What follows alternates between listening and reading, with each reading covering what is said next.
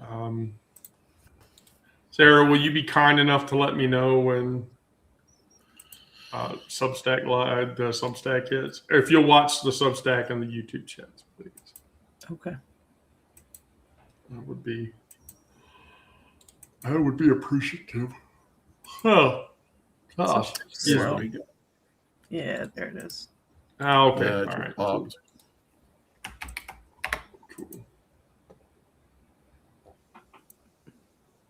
Oh, all right. Well, let's just go right into it. My queer thing, well, I'll do the introduction. So, when we do these sessions together, we don't come to these sessions as a bystander. I personally come to these sessions as a woman who has survived the thing that's supposed to kill people like me over and over, not once, not in a dramatic moment, but in a slowly, daily, in the accumulated weight of the world that keeps insisting that I'm not real. I'm 53. I'm trans. And here on a Monday in February, I'm reading with my fellow queer and progressive persons. And we're talking about people who came before I did, before Brandon did, before Sarah did, before Onyx did, and their own struggles amidst surviving day-to-day life. Those questions aren't gentle. They're hard. They're meant to be that way. They're meant to land on top of you in a way that feels heavy. So the answer, even when your mind wants to negotiate away from whatever the fuck that answer is. And you've earned the right to be asked hard things. I know I have. But you've also earned the right to answer them as truthfully and honestly as you want. So here's my queer bitch for the day, is that on Friday, I had to call my landlord, who is a corporation, because I rent a house from a corporation. And they put me on hold for like 20 minutes before I got somebody on the phone. And so the hold music was Luke Combs, who is a country music musician, singing a cover of Tracy Chapman's Fast Car. And that song was never meant to be sung by a country musician, because listening to a country Nashville star sing that song made it seem like he was trying to make that song straight. And if you've ever heard that song, you know that song sounds really gay. Is there anybody who is unfamiliar with Tracy Chapman's song Fast Car? It's like her most famous song. Is Luke Combs the same guy who won the Grammy for it, or the I think they so. performed it together? Well, what I think about that is at least he didn't change pronouns. And I think that's the bigger thing. He didn't, and so that was okay. But it just, I listened to it. Like I said, he got permission from Tracy Chapman to do it. It didn't sit well with me, because anybody who's my age knows back in the 80s, like Tracy Chapman, Katie Lang, and the Indigo Girls was on every lesbian's playlist. And Melissa Etheridge. Oh, you're right. And Melissa Etheridge. Yeah. Melissa Etheridge by far. That it just felt wildly inappropriate. Well, here was kind of the thing. I bitched at Charlie, my kid Charlie, about it. And Charlie was like, I didn't realize that song was about a gay couple. And I went, are you kidding me? Have you listened to that song? Okay. I feel like, and so then my child went grabbed the song, looked at the lyrics, and was like, nope, I'm not seeing anything in here that specifically says lesbian women. And I'm like, no, that's implied. Because Tracy Chapman, not back in the day, she was not out as a lesbian I don't woman, think she's actually out yet. Like, I don't think she's actually talked about her sexuality. No. She came out, yeah. Oh, she did? Okay. Yeah. I mean, it's like, it's one of those things that's like, okay, we know she's gay and we know she's a lesbian. It's just like, or we know she's queer. It's just like what stripe and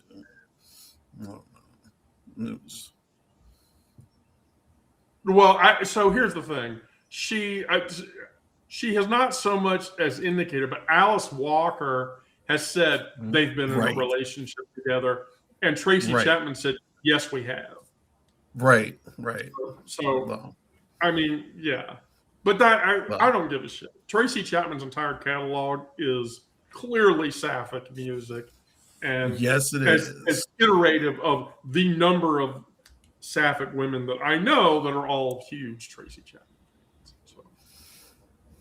So yeah, that was like sort of my shtick. And so that was my I'm gonna bitch about this moment. And so with that, we'll go right into the discussion. And so the discussion is this. So the only weapon that we have is our bodies, and we need to tuck them into places so the wheels don't turn. Why do we do this? Bayard Rustin. Rustin didn't survive by waiting for permission. He organized from the margins of a movement that claimed to love justice while hiding his name. There are people who do not know who Bayard Rustin is. They should.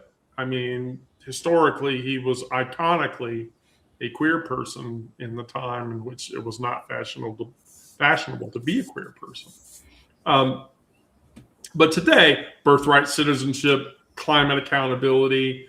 By the way, the Netherlands inducted its first openly gay prime minister ever of all time.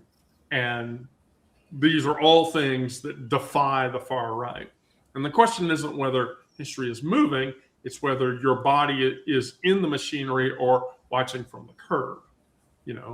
Call your representative about the 14th Amendment case. Trump has already come out and said, by the way, he is certain that SCOTUS, and by the way, in his True Social posts, he's spelling SCOTUS with lowercase letters because they've upset him.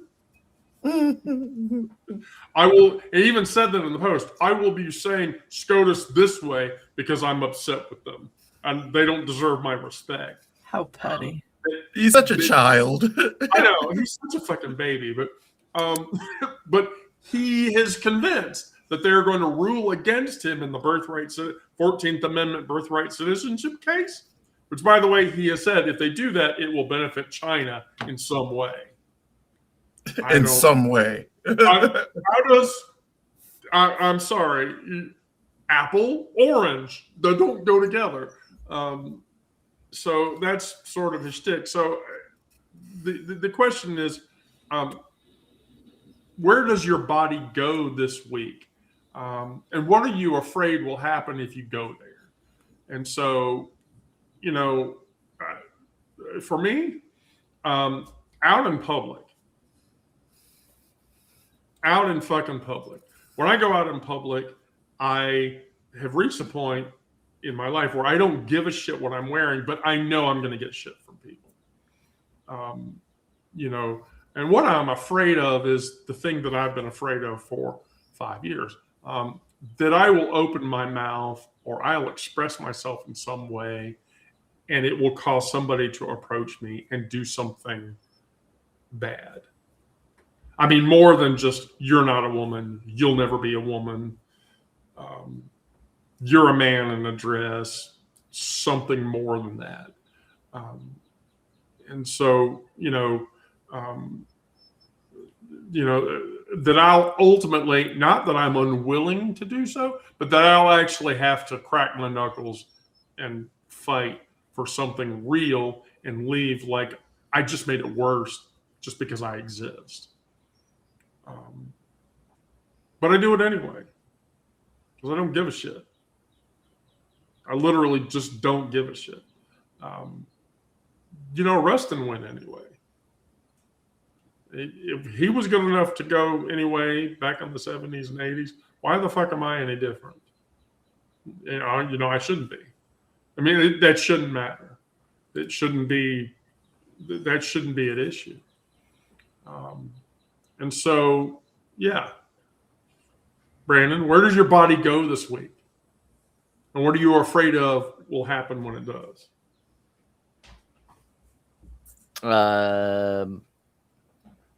Well, this week I hadn't planned on really going anywhere. You're not gonna see him again?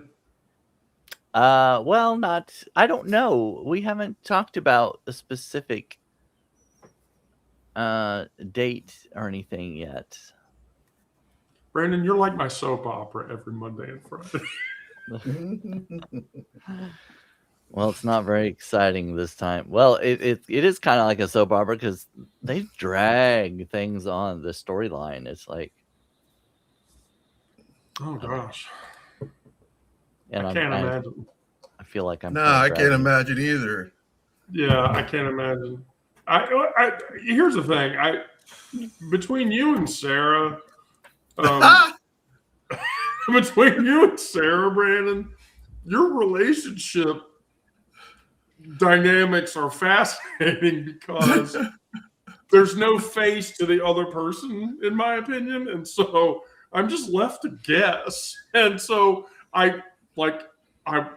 you've menially described the person, and I'm like, oh, okay. So I have this picture in my head that the dude is like slightly taller than you, and maybe a little thicker with a dad bod, and maybe has the beard and the glasses, but looks really gay, but kind of nerdy at the same time.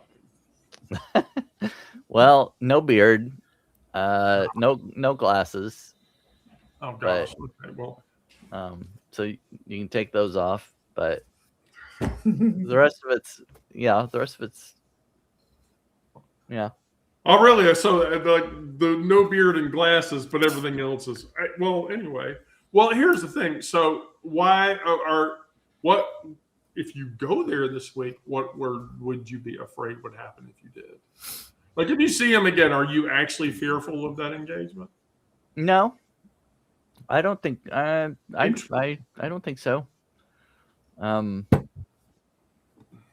I guess there's always a little bit of fear that somebody's gonna say something or whatever. I really don't think anybody would say anything around here. They're more like dirty look kind of people. Dirty look people. Silent disapproval. Yes. The looking up and down disapprovingly or shaking their head and then leaning over and not so subtly whispering to the person next to them. Yeah. Oh, I totally. By the way, Brandon, I have to ask: do you have time in today's session for a reaction video? Oh gosh, because I got a good one. It's been a little while. I have a good one. We can do that instead of talking about food and shit.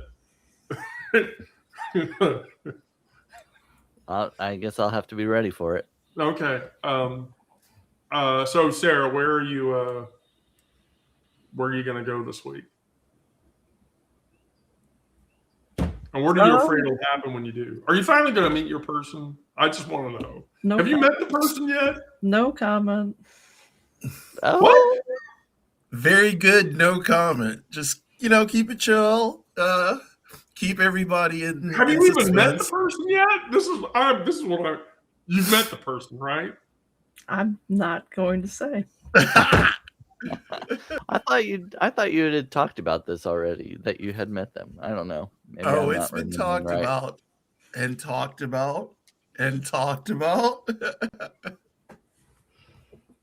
Brandon, I literally have 20 readers who are all sending me DMs that beg me to reveal who it is, and I can't say because I don't know. So What? whenever Sarah decides to say whoever it is or whatever, then that's fine. But I'm literally just writing the shit blind. We need Poirot on the case. Yeah.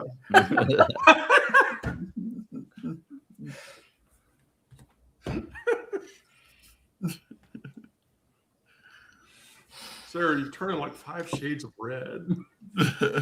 That's because my skin's dry. I showered earlier. This week I'm supposed to go out to my sister's and I'm supposed to meet with Anita. Meeting with Anita always gives me a little bit of anxiety because her violent husband is back in the picture. Oh, Oh, really? Yeah. That's not good. That's not good, I don't think. I can't think of a scenario where it would be good, yeah. No, neither can I. especially considering the holes in the door that she sent me pictures of the holes in the door that he had punched.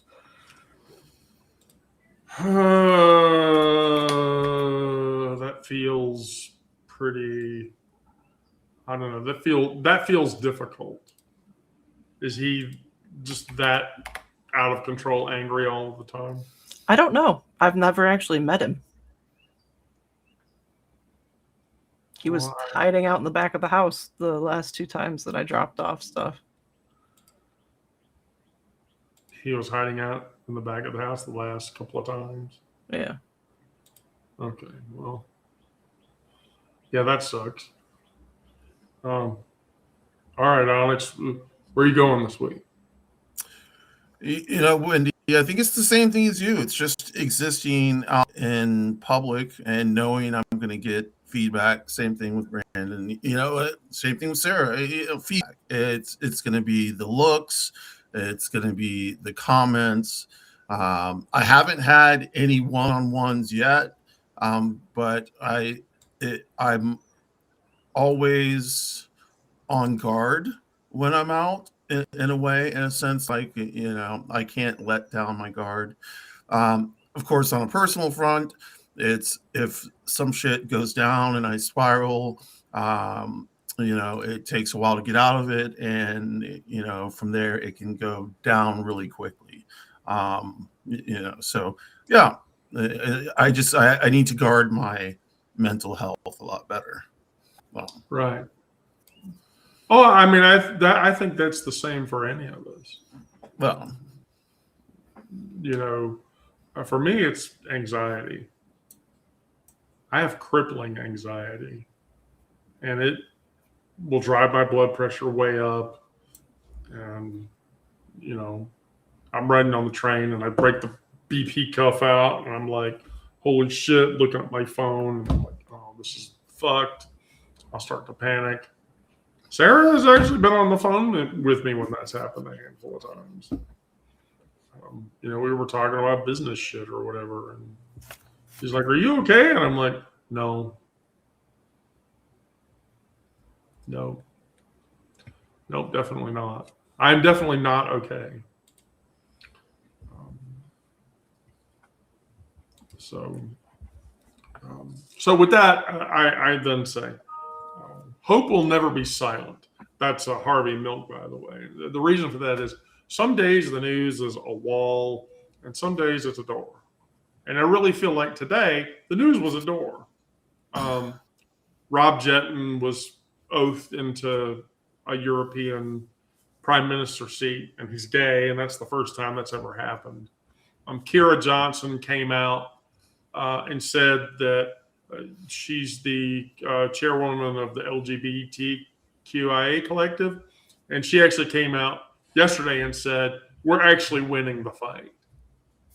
And that, you know, like yeah, there are states that are, taking away trans protections, but there are more of those bills that are being defeated than the ones that are being passed.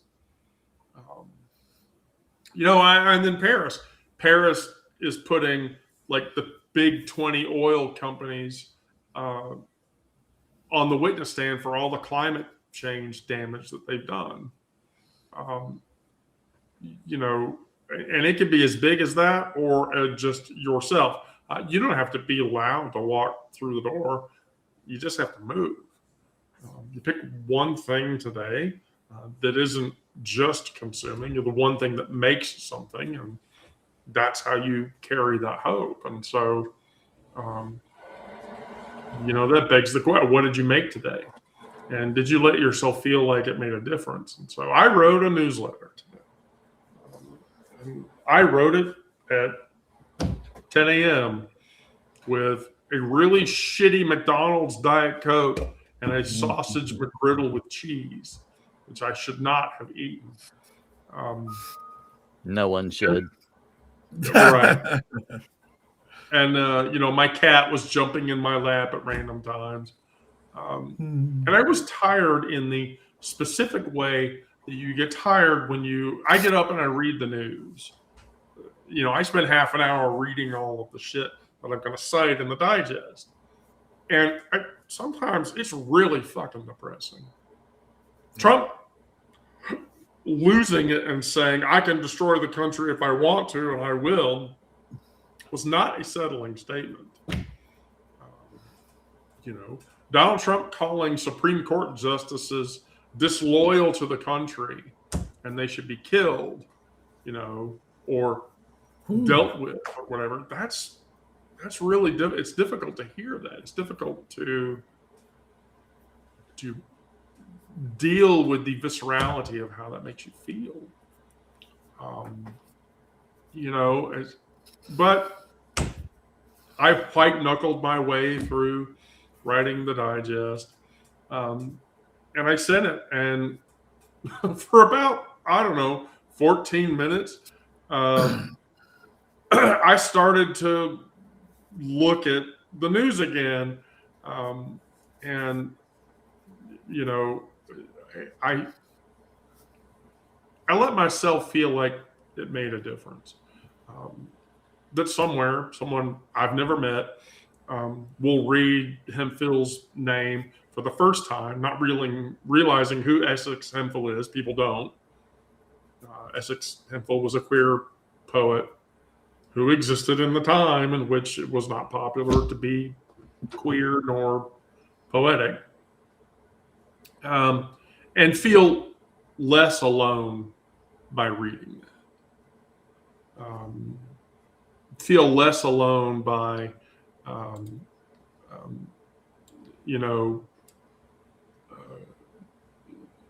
by being aware of that. Somebody recently told me,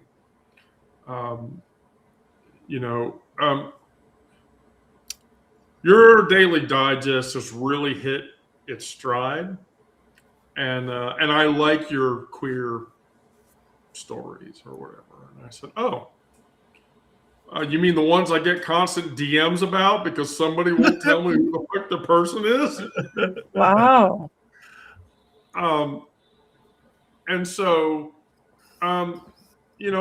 this person told me reading your writing is like putting on armor before I go out into the world. And I said, wow, I don't see it that way. It's just information. If you read it and it lifts you up, great, but it's really just words on a page. And so, this person told me they're the backbone of my day. I feel bad that you have to comb through all of the shit, but I love that you aggregate all of it. And, and I quit bothering reading the New York Times and and so forth.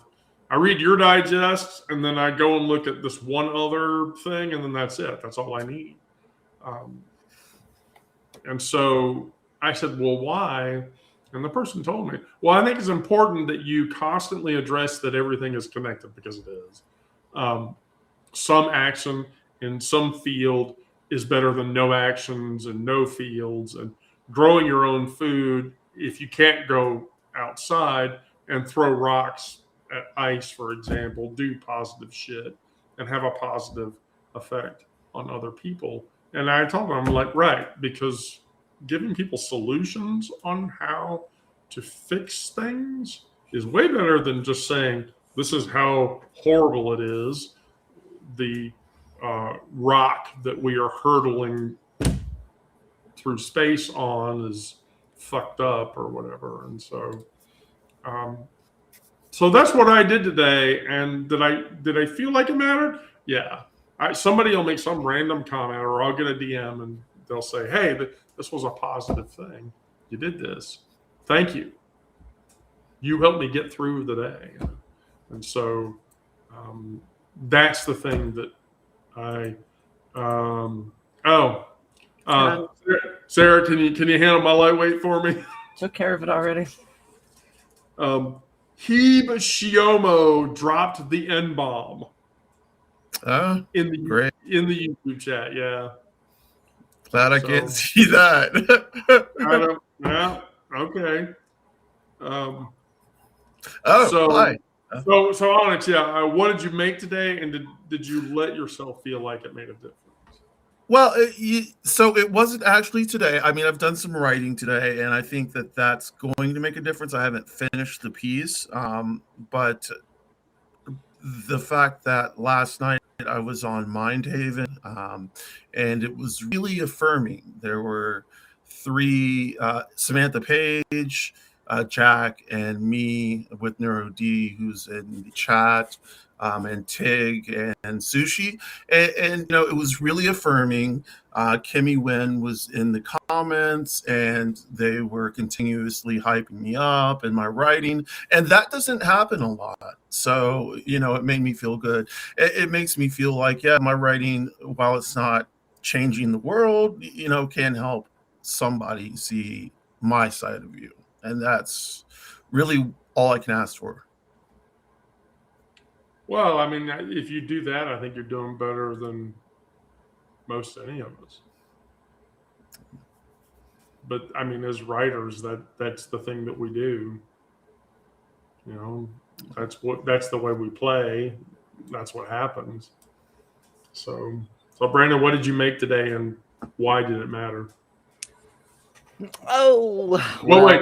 You had an earlier live session, so I did have a live session. That was one of the things I was going to mention. Oh, please! Who did you do it with? Who did I do it with? Will Fullwood. Who? Will Fullwood. Will Fullwood. I know. I'm not going to judge this person's name, but I'm just gonna say that you don't know him. No. He talks a lot about race consciousness. He goes on live quite a bit, but he's been on with Walter Ryan several times, and he has a lot of guests on and stuff. But he's a black gay man in an interracial relationship, and talks a lot about race. And on his own show, I invited him on mine I wanted to hear his kind of one of the question he asked everybody when they come on his show is, what is your evolution of race consciousness? Kind of when were you first aware of race and differences and that kind of thing? And so I turned the question around. I took his question, kind of twisted it, and I asked him, what is your evolution of queer consciousness? And so he talked about his journey, and we're going to go on again sometime, probably next month, because there was a lot we didn't get to, but it was a great conversation. We had a lot of people in the chat who were talking back and forth, and I really enjoyed it. I think it was a good educational experience for the people listening, and hopefully the people who will listen after it's published. Those who didn't see it live. Right. No, I mean that's credible.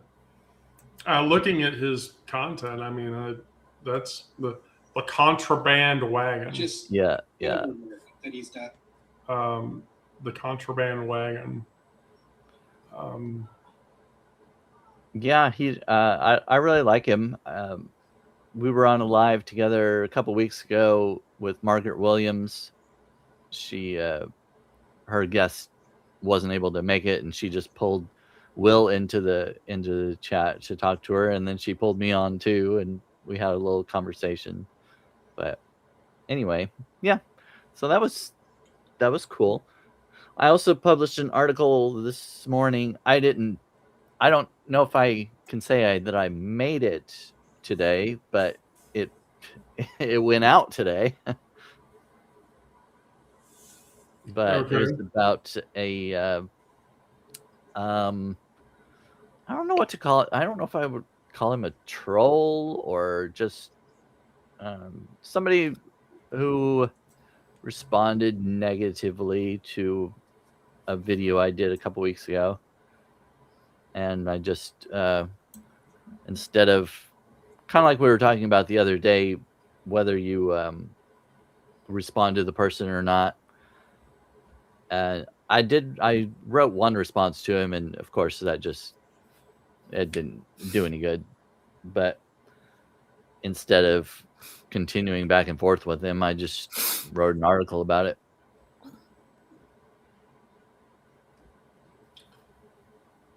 Well, do you feel like it had a positive impact? I don't know. We'll see. I've gotten a couple positive comments about it. Onyx Rose being one of them, and Great article. Ginger Cook. Well, Brandon, almost all of your content I find valid and certainly with significant value.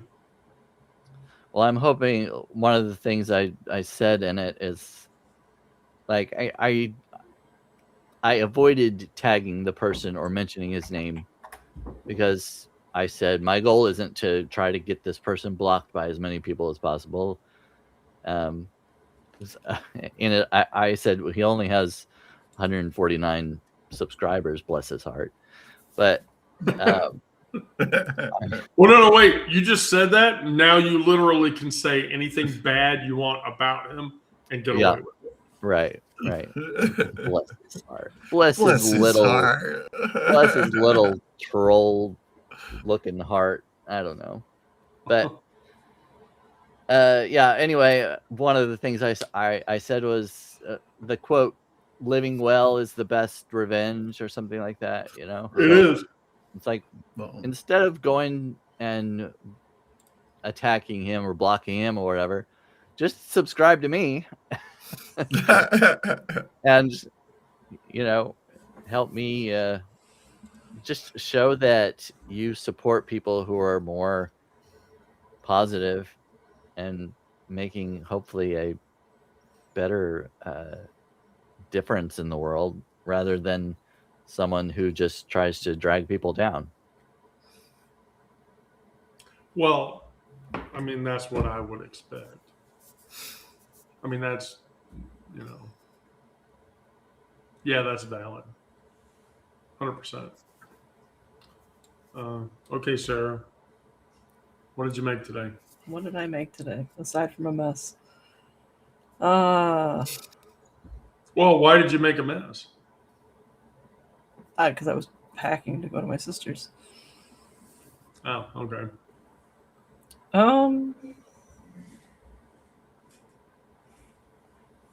It's more of an indirect making of something.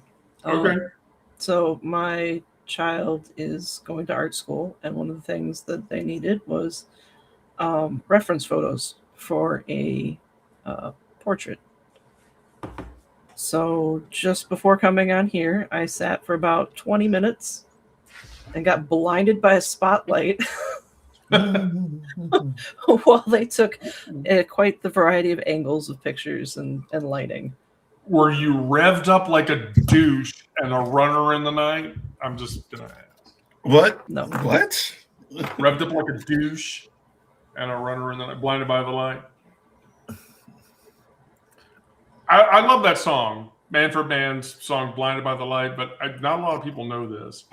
That song is actually a Springsteen song that appeared on Springsteen's folk album "Asbury Park," and not a lot of people know this either. Probably there was a time in which Bruce Springsteen was a folk hero, like Bob Dylan, long before he was a rock star. The rock star image that he fulfilled in the '80s or whatever. So, anyway, I was making a joke. Sarah, please continue. Well, that was pretty much it. They did show me the pictures afterwards, and some of them I like less than others. But Did you have There to pose? no, it was mainly just relatively neutral emotion and actually having to look at the camera, but only with my eyes. Only with your eyes. Yeah. Only with your eyes. Only with your eyes. So I feel like that's what I did today. Well, Right, yes, that's definitely something.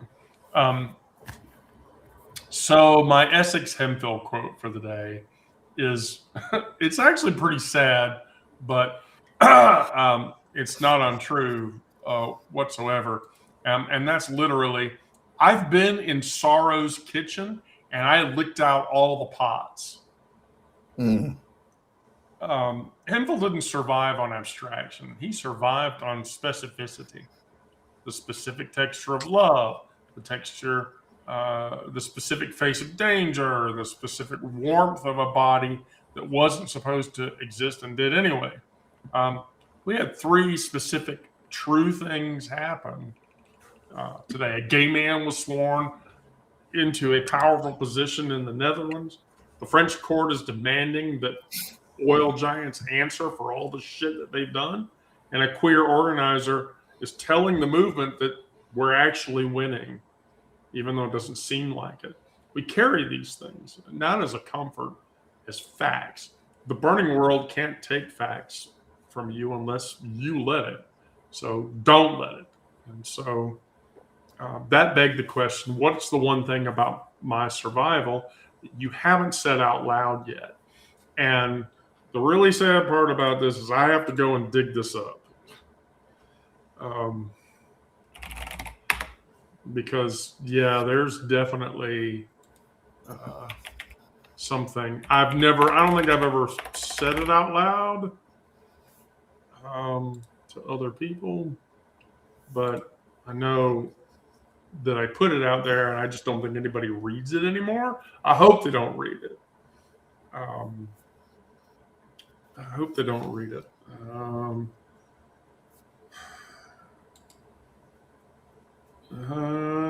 Here we go. Let me find it. No, it's not that one. So, a lot of people that know me or know anything about me,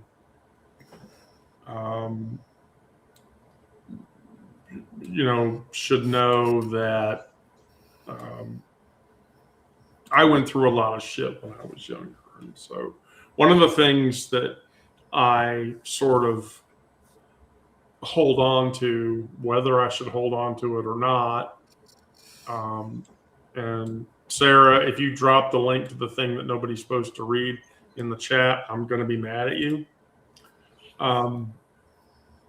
was really probably in college, my first true love. And her name was Karen. Her brother and I were friends. And we were screw ups. We did a lot of shit back then that we should never have gotten away with. You know, and so the thing that about my own growth was that one day she went quiet. And I was too wrapped up in my own internalized bullshit. You know, Wendy's voice was in the back of my head back then. I was 21, 22. And, you know, so I had Wendy's voice in the back of my head. I had all the shit going on around me. And I was viscerally punishing myself for things that I just didn't want to be held accountable for. And the only way to hold myself accountable without actually holding myself accountable was to put myself into positions where I would get hurt. And so I was a competition fighter when I was younger. And so I purposely picked matches that I knew I would lose against people that I knew would pound my face into the ground utterly, because I literally was just trying to silence all of the shit in my head. And I survived it, but the thing that made me survive it was the thing that I did not need to experience. And that was the day that Karen went quiet. She went quiet. I didn't see her for, 2 or 3 or 4 days, which was very uncharacteristic back then. And her brother called me and said, we need to go over, because her brother, who was older, he was in college over at Emory. And he said, we need to go over to Dad's house. I think there's a problem. And I said, okay. And so we got over there, and it was a very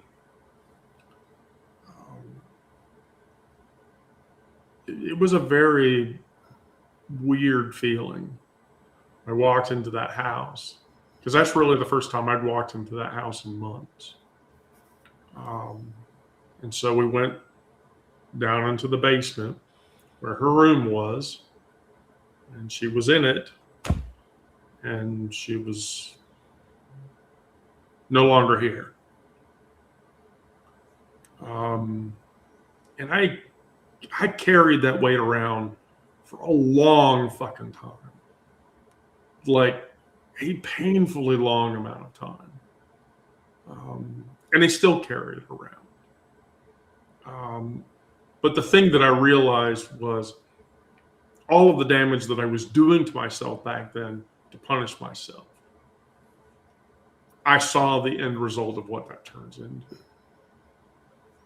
And so that's when I realized I have to stop doing this.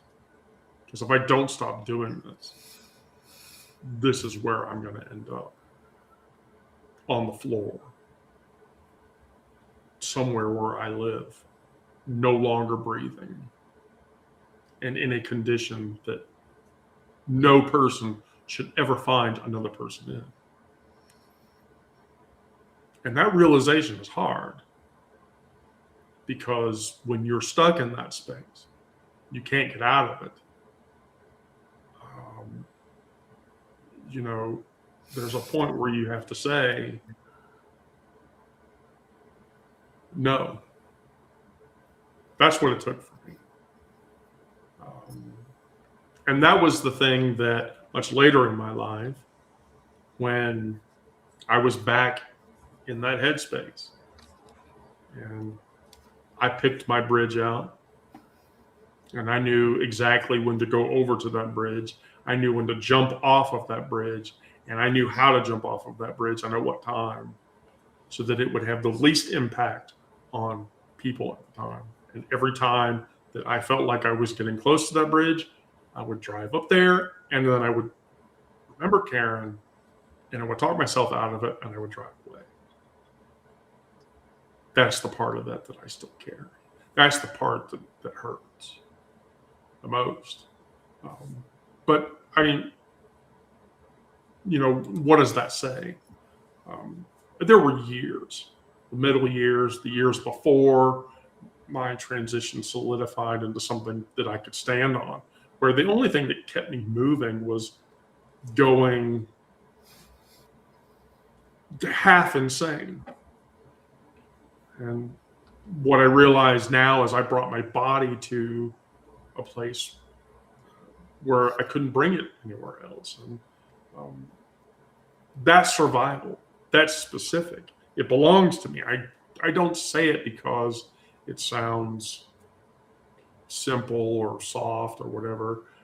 And I spent so long trying not to. In a world that reads that as weakness, especially in a trans woman specifically. But Hemphill said specificity, and so there it is. And so that's the thing that was the thing that I finally learned was, I survived because of this, and that was why. And if I hadn't, I have been long convinced that if Karen had not unalived herself, that I wouldn't be here. I'd have been dead 2 years later. The thing that drove it home, the thing that was even worse than that, or not that you can imagine something worse, but was the year after that. Her brother, my best friend Michael, drove his car into a ditch and killed himself. And that just solidified it because I lost the both of them. And it was hard. I mean, it was painfully hard. Now, people who've read the Queer Stories don't know this, but Renee and Bubba and Remy and my other friends at the time were there to pull me out of it. Hell, Bubba sent me to the ER one night because he beat the shit out of me. I was threatening to do something to myself, and he wasn't going to have it. And so he got Remy to hold me. Bubba pounded me in the face for a minute to snap me back into my senses. I'd have 3 stitches that night. But those 3 stitches were worth it because I knew what he was doing. It's one of the reasons why I write about him as much as I do. Because Bubba died in his mid-30s, not from doing something to himself, but because his heart couldn't take the fact that he weighed 400 pounds. And so that's one of the reasons why he appears in those stories, and I write about him as much as I do, because he was always the one that was there yanking me out of the damn swamp when I would go into it. Whew. So,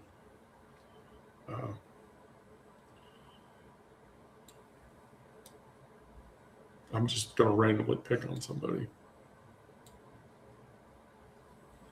So what's the one true thing about your survival that you haven't said out loud yet? That you have this person and you haven't met them yet?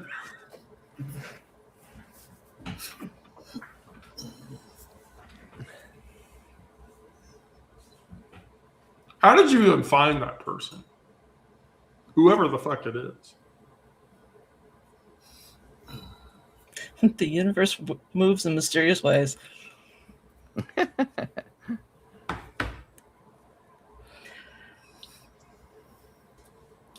I don't know. The one true thing that I haven't said out loud yet. Surely there's a thing, though.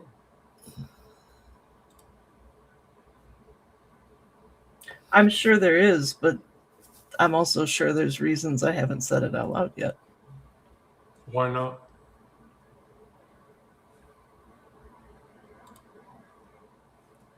I may not have fully excavated whatever it is.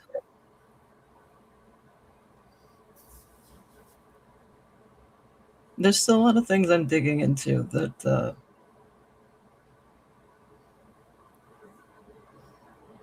I don't have a clear picture of yet. Can you give us an example?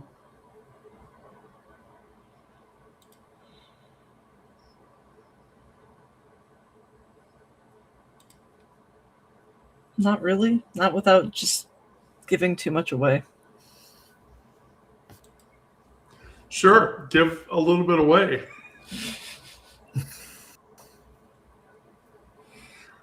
Oh, wait. Do you feel that way about this person? Who? What way do you mean? And also, that's not where I was going with this, but Oh, shit, okay. I'm not, I'm sorry. I'm not making assumptions.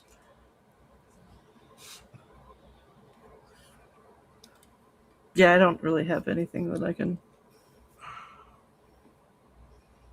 add for that. It is. You know we're going to keep bugging you about it, right?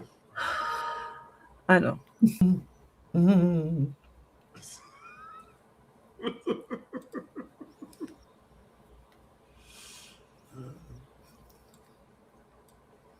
All right, Brandon. Oh dear.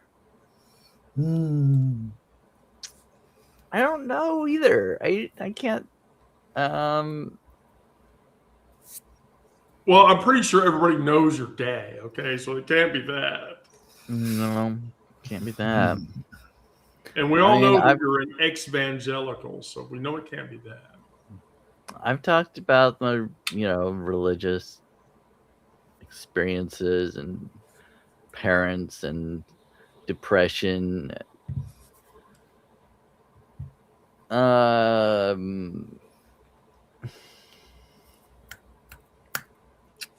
I mean, I still,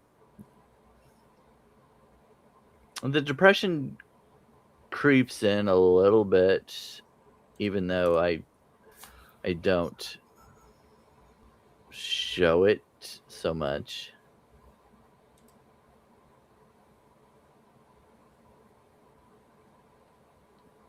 Self-doubt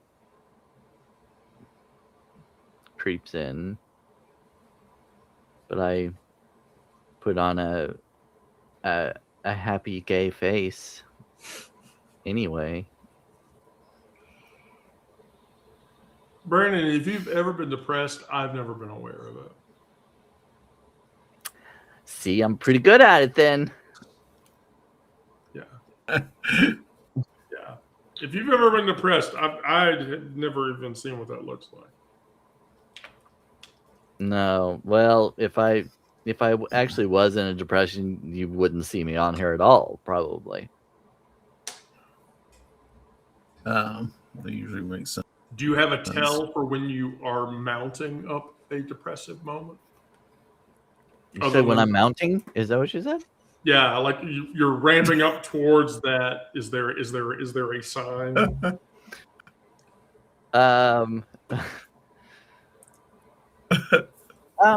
She's not even going to dignify that with an acknowledgement. I know. The minute you say it, you know we're all going to be looking. Right. Well, I did talk about it a little bit not that long ago about like neglecting hygiene, that kind of thing, like not caring how I look, Right.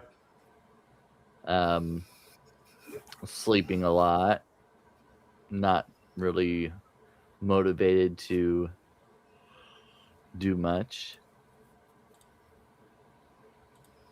But a lot of those things you would never see anyway. Right. Not things that we would be cognizant Right. or collectively aware. Yeah. But here's the more important thing. If you did feel that way, surely you realize that if you felt that way, you could reach out to any of us because we would support you not feeling that way. I do, and don't call me Shirley.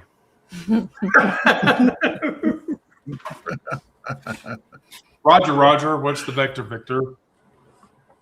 Do we have clearance? Brandon, have you ever spent time in a Turkish prison? Do you like films about gladiators?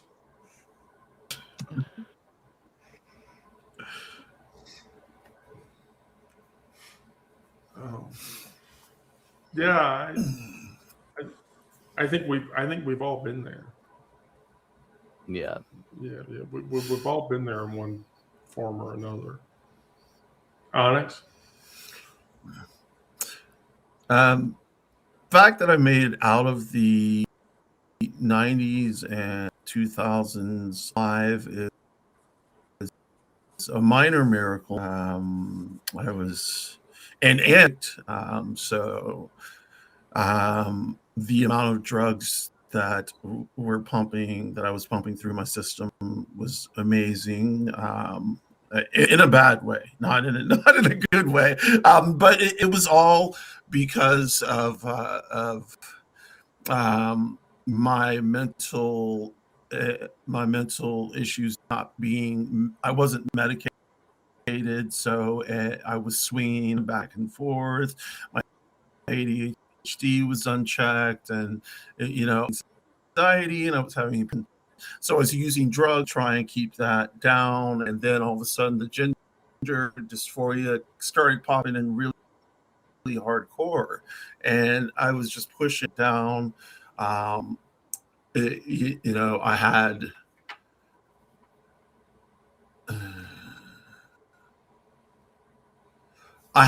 I had that happened when I was younger. Not in the 2000s, in the 90s and 2000s one, but it's kind of shaped the way I act now. I went to rehab in 2012, at pushing. She said, or that's it. So went to rehab, had a manic episode, and started on medication. And I've been on medication pretty much ever since. Still hasn't stopped any of the episodes.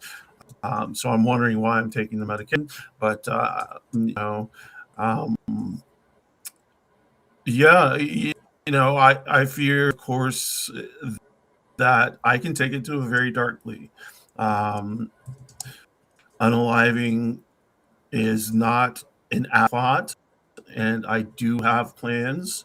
But told my psychiatrist many times it's not something I plan on enacting, and I'm not going to harm to anybody else. Like Brandon said, when I am in a depression or something like that, you will not see me on camera or online. When I'm manic, yeah, you'll see me online more than I should be. But yeah, it's about trying to keep myself from dropping really low, and knowing that I can reach out to people before it gets that bad. So no.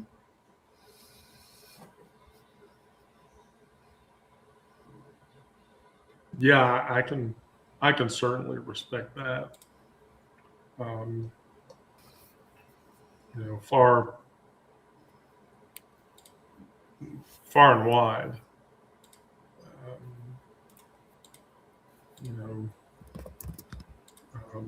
Because like I said, we've all been there.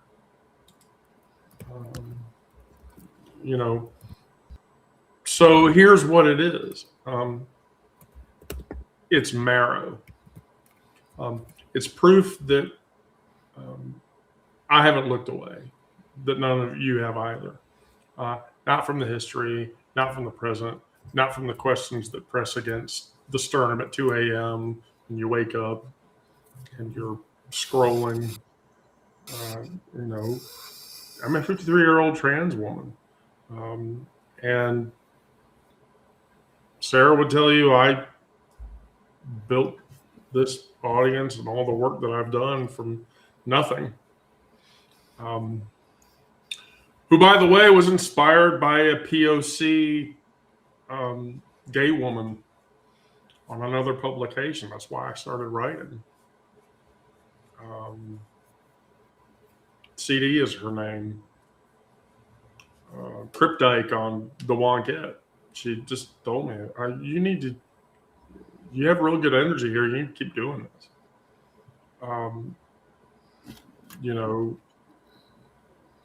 and those are not relics. Those are working tools, tools that I pick up every single morning and use. You know, at the beginning, at the introduction, I said, you know, I asked everyone to be present.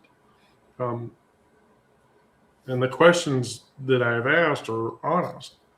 The conclusion only really asks this question, and that's let today's facts, the things that happen today, sit as real things because they are. Not hope, not comfort, not joy, evidence, because that's what it is. I'm still here. And everything else builds from there, or at least, I hope it does.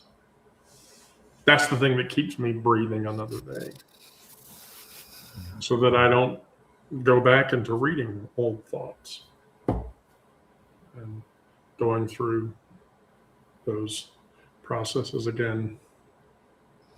Okay, who wants to have fun now? Okay, Let's do it. I'm going to send Brandon the link. Does anybody else want the link, or are we just going to watch Brandon's reaction to it? Oh, I want the link.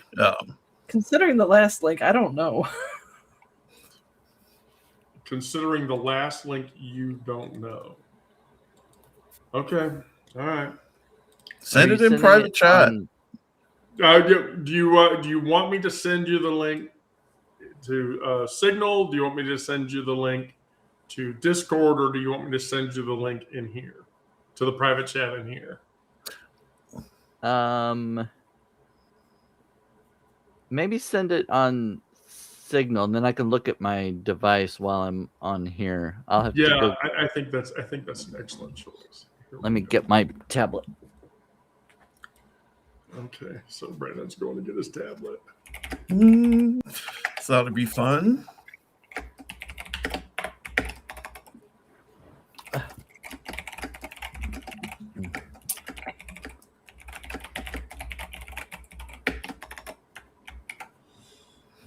Okay, Oh, I dropped that into the trauma chat with the instruction that only Onyx and Brandon need watch it, and that nobody else should watch oh no, it it's on X. because it will be emotionally scarring. Mhm. Oh, Unicorn with a K. Yep, unicorn with a K. Oh, yeah, it's blurred. Content warning. Oh no. Are we ready? Are you looking yet, Onyx? I'm trying to get on there. It does say age restricted. I have to. It won't let me get on Okay. because I'm not on X. No, Yeah, Oh, I'm not yeah. either. Not that I've clicked on it, just Yeah, I can't see it. okay, so here we go. Are you hit play yet, Brandon? Yeah. Okay.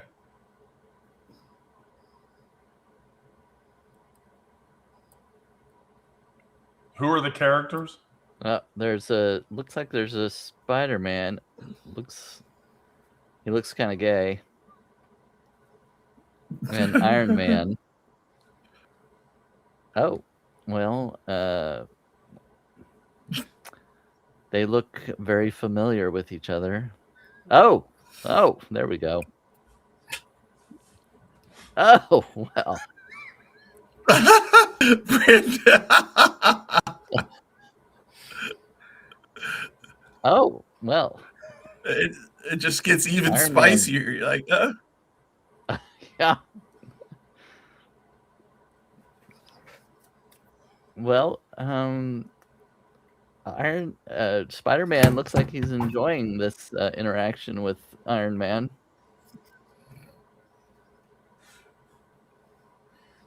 Oh, Iron Man has quite a how shall I put it? blunt implement. An iron implement.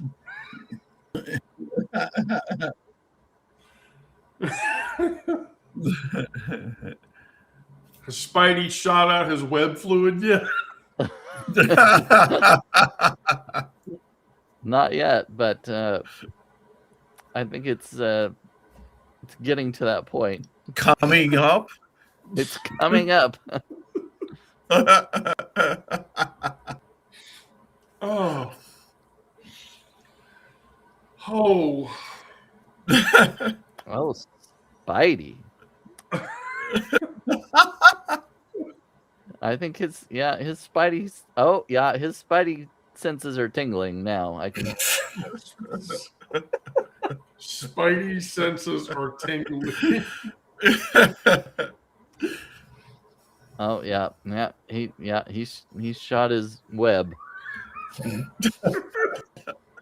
Is that what we're calling it now? Wow.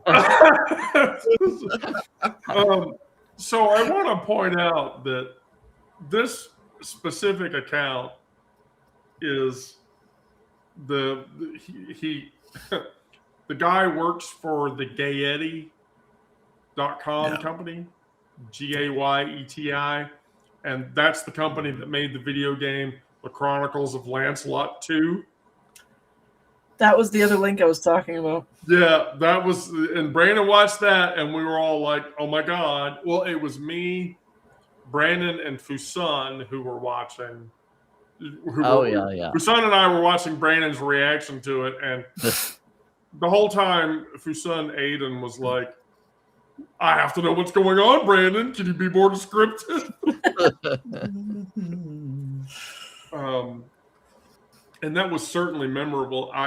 Then I think, Brandon, I think the second time we did it, it was the Final Fantasy video that he did. Well, one of them was actually when Sarah said Link. It was because one of them was right. It was Zelda and Link, right, or Link and some other random male character. Yeah. You know, Sarah, I've got Kate on Signal. Should I send it to Kate? Oh, jeez. She'd probably block you. Yeah, that would probably be. Yeah, so there's the Brandon reaction video video for Brandon's reaction to. Yeah, when I saw that unicorn thing come up, I was like, oh, I recognize this.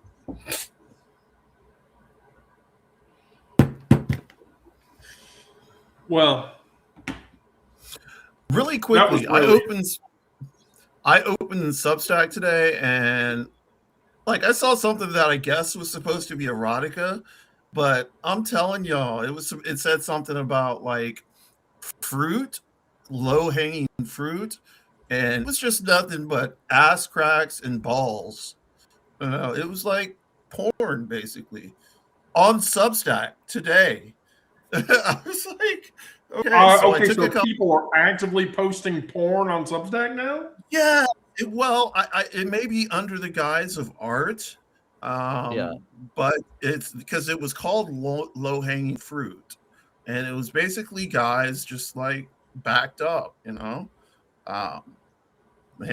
their balls hanging down. So low hanging fruit.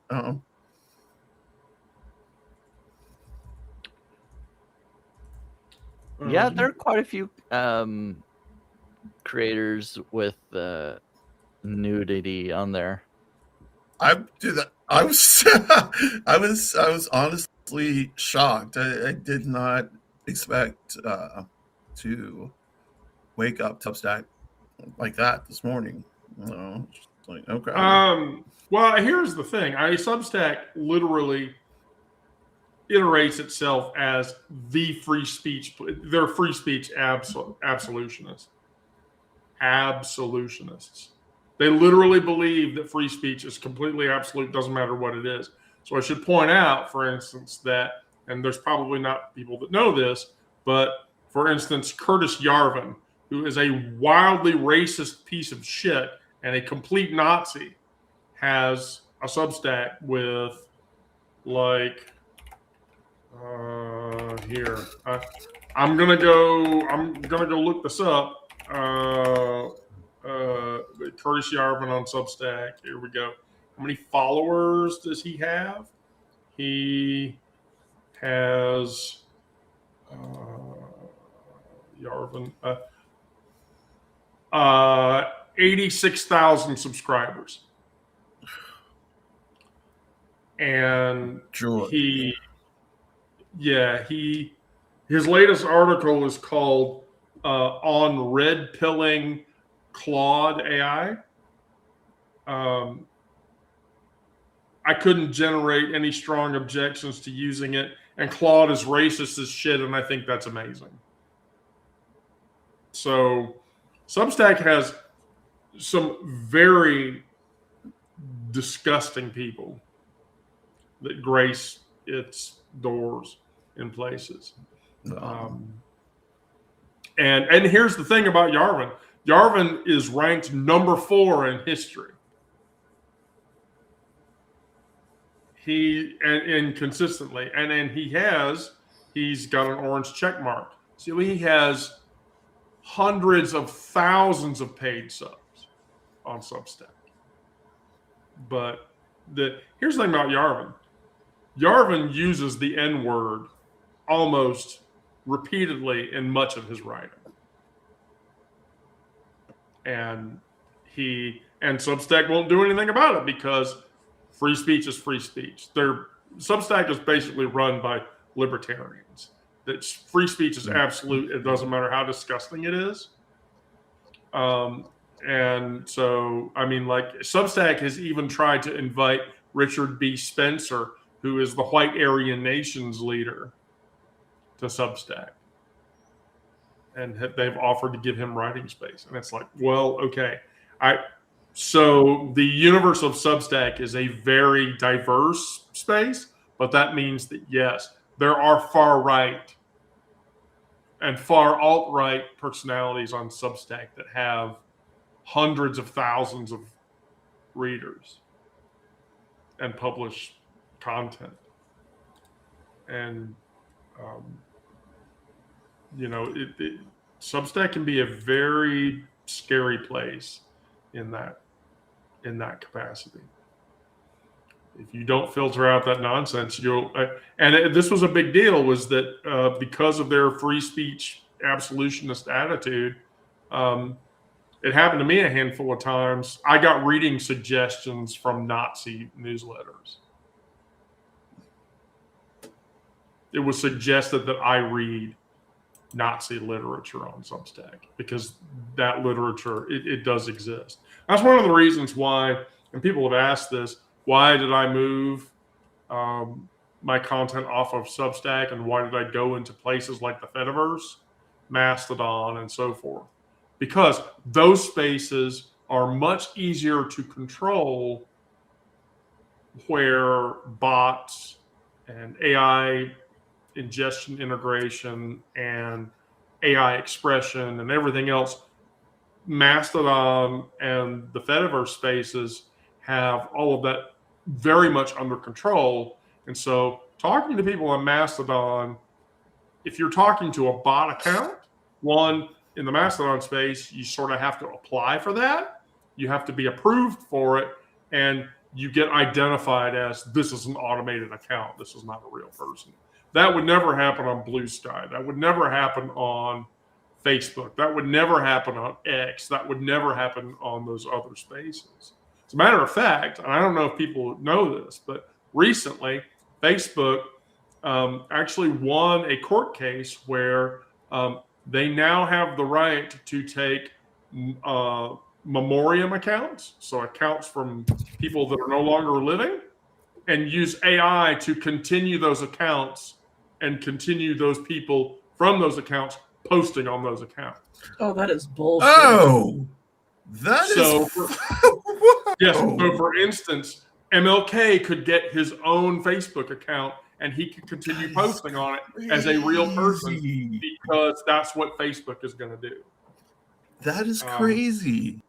Neurodivergent, I'm going to drop the link to our Mastodon server. If you want to join it, you're welcome to. Thistle and Moss, we have a Mastodon server. We have a Pixel Fed server. That's the Instagram-like clone. So if you are considering going to Mastodon, you can register a Mastodon account there, and we will certainly. Sarah will be the one to enable your account because that's her job. But yeah, in the Fediverse space, yeah, it is highly unlikely that you're going to end up talking to an automated account. Let me put this into perspective. So I was reading an article about on the New Republic, and I was going to publish it in today's digest, but I decided not to. Get this. So there are people who run 150 TikTok accounts. And all they do with those 150 TikTok accounts is generate AI slop. And then they boost all of that AI slop between all of those accounts. So all of those accounts, like all of the posts from the other accounts. And then other bot farms like all of those accounts. So the people who are running those accounts are making between $20 and $30 and $40 and $50,000 a month just generating AI slop and having other bot accounts interact with it. And they're making a killing.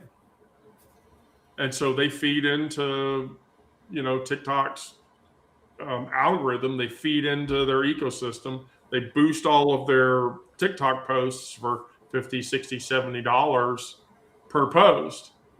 And then they use all of their other botted accounts to boost that account, and then they take a killing. And so there's basically people that are proctoring social media accounts that generate AI content, and the number of views against the number of likes versus the number of interactions or whatever, and TikTok pays that money out. There's literally a guy that's making $500,000 a year, and literally all he's doing is generating AI slop that's spread between 100 TikTok accounts. And then he just sits and watch all day. So spaces like the Fediverse and spaces like the neurodivergent, send me a DM on Substack. I'll tell you how to federate into our space so that you can follow all of our users. It's real easy. So yeah, when that started happening, I'm like, no, I'm going back to decentralized social media. And I took on 40 subs last week because of it.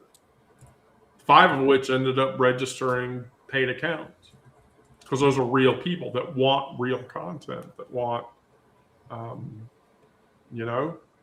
and it's not somebody begging for money because they're in Gaza or Iran or whatever. I mean, Substack, it has no control margin over the bot account. Their bot accounts are still a huge problem. They can't ban them fast enough. And plus, Substack barely has a reporting structure. You can report for spammers and that's it. You can't report for bad behavior because they won't listen to it. So, I'm sorry. I'm not going to bitch about Substack anymore than that. It is a source of revenue for people, and I respect that. But just the bullshit that happens is kind of complicated. Anyway, does anybody have anything else?